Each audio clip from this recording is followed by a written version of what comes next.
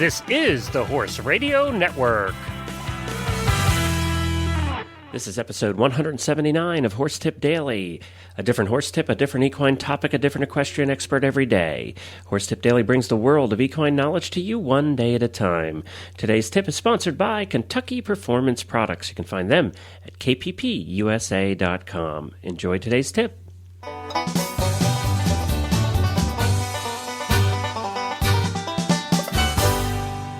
Hi, welcome back to Horse Tip Daily. This is Glenn the Geek from Lexington, Kentucky. Well, we're continuing our veterinary week this week, and we're continuing it with a guest we have regularly on the Stable Scoop radio show. This guest appeared on episode number 82, and we're giving you some of the tips he gave us during that show. Dr. Parrott received his DVM from Tufts University School of Veterinary Medicine in 1987. Since graduating from veterinary school, he has been an equine practitioner on Boston's North Shore, and in 1991 he founded Parrott Equine Associates. Dr. Bryan's professional interests include sports medicine, lameness, podiatry, reproduction, and dentistry. A native of Rockport, Massachusetts, he grew up riding and caring for horses, and he enjoys polo and fox hunting in his free time. He's a big polo player and a big fox hunter. So we had the pleasure of having Dr. Parrott on several times with the Stable Scoop radio show. And as I said, he appeared, this particular tip appeared on episode number 82. So if you'd like to listen to that whole show, go to stablescoop.com, episode number 82. Well, let's talk a little bit about another company that helps keep your horses healthy, and that's Kentucky Performance Products. And then we'll be back with Dr. Parrott talking about spring grasses. At Kentucky Performance Products, quality assurance is a key ingredient found in every product they sell. Each supplement is manufactured to exacting standards in certified facilities. Their ingredients are sourced from highly reputable suppliers, and their formulas are fixed to ensure consistency in each bucket. So what does the promise of quality assurance mean to you and your horse? It means you can trust that when you purchase a supplement from Kentucky Performance Products, you will see the results that you expect and the quality that you can count on. They guarantee it. Kentucky Performance Products, helping you keep your horses healthy, sound, and competitive. Visit them at kppusa.com. That's kppusa.com. Let's say you board your horse in a barn and the barn manager says, okay, it's springtime. Grass is coming in, especially in an area where the grass has been dead all year long. And they say, don't turn your horse out on spring grass all day long.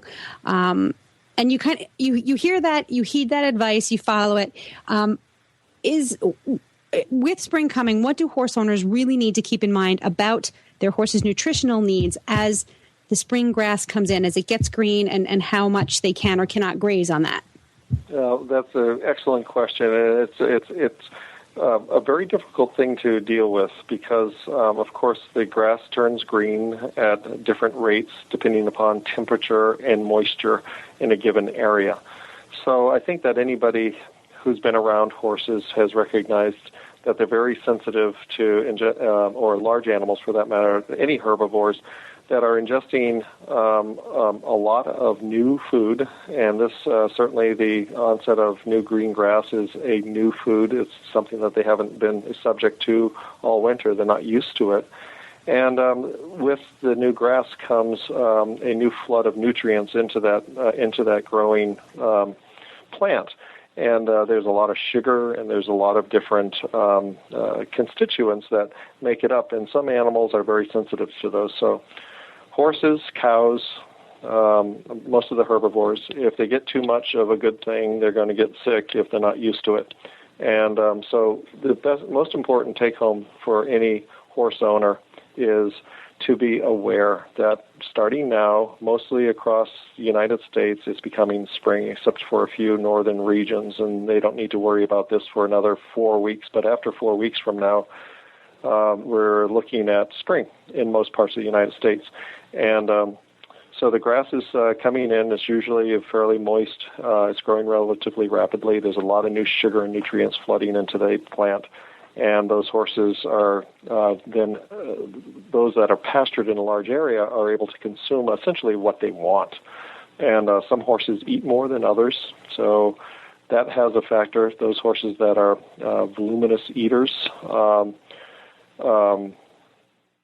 you are in a fairly rich earth area where grass grows very rich, the soil type is supportive and nutritive, those horses are going to be subject to the most nutrients and the most sugars, and they could get colic and laminitis secondary to overeating in a given day. So one day it was cold and seemed to be fine, and then you had a couple of rains and the warm weather came in, and within 1 or 2 days that grass can grow so much that the horse can get essentially overeat something he's not used to.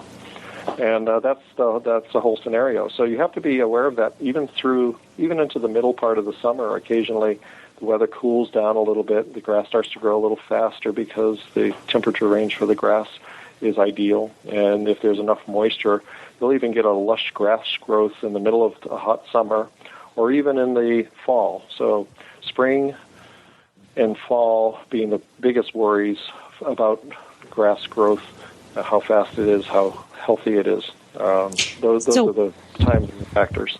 It's not necessarily that it's not that they can't have it, but you have to limit how much they can have of it. Yeah, and okay. It's on an individual basis. There's no formula to say, that half an hour on new green grass is all you need to do, and you need to incrementally increase it.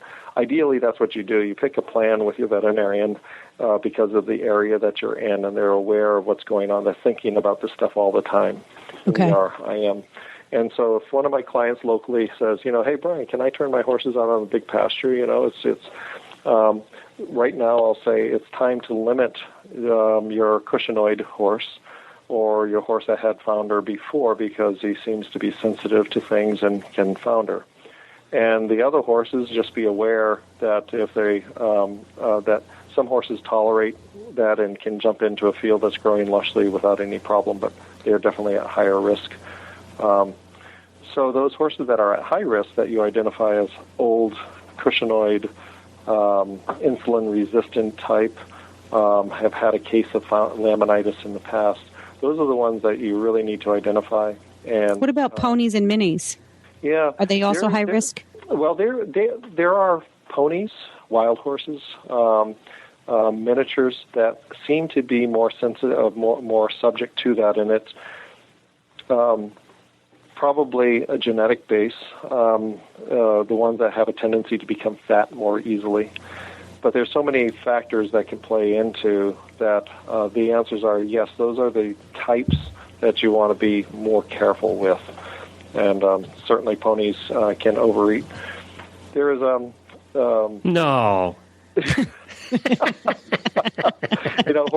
Horses really, evolutionarily, they evolved to be able to eat a bunch of different stuff. They're grazers primarily, but they'll graze over large ranges just to get enough nutrients to survive. And, since modern day, we've been able to fertilize our pastures and fields, and, you just get this beautiful, and we're able to develop grasses that, grow fast and nutrient. And we've created our own problems with that because the horse is the horse. They're supposed to be going miles and miles to get all their food, and they don't have to. In a lot of our places up in the Northeast, the soil is so thick and rich, and we've been fertilizing it for years.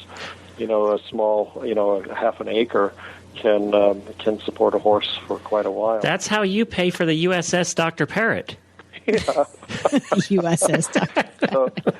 So that's it in a nutshell. And so I identify the horses and then work with a veterinarian to put them on a schedule. And just be aware that if you think it's a really nice day for growing, you're seeing that grass has grown, a half an inch to an inch in a day, then it's growing awfully quickly. Your horses are going to be subject to eating all of that. And and that's what you don't want. Well, thanks again to Dr. Parrott. And as I said, you can go to horsetipdaily.com and find all of his tips there that he's done in the past, or go to stablescoop.com and check out episode number 82 for the complete show. We did a whole hour-long show. Various people asked questions from Facebook, and our listeners wrote into us, and we put those questions to Dr. Parrott as well. And don't forget, you can send me an email by doing that at Glenn with 2 N's at horseradionetwork.com. And don't forget to check out all the other great shows on the network at horseradionetwork.com. Well, I'll be back again tomorrow with another new expert. Actually, in this case, another new veterinarian and a different horse tip. Until then, stay safe, everyone.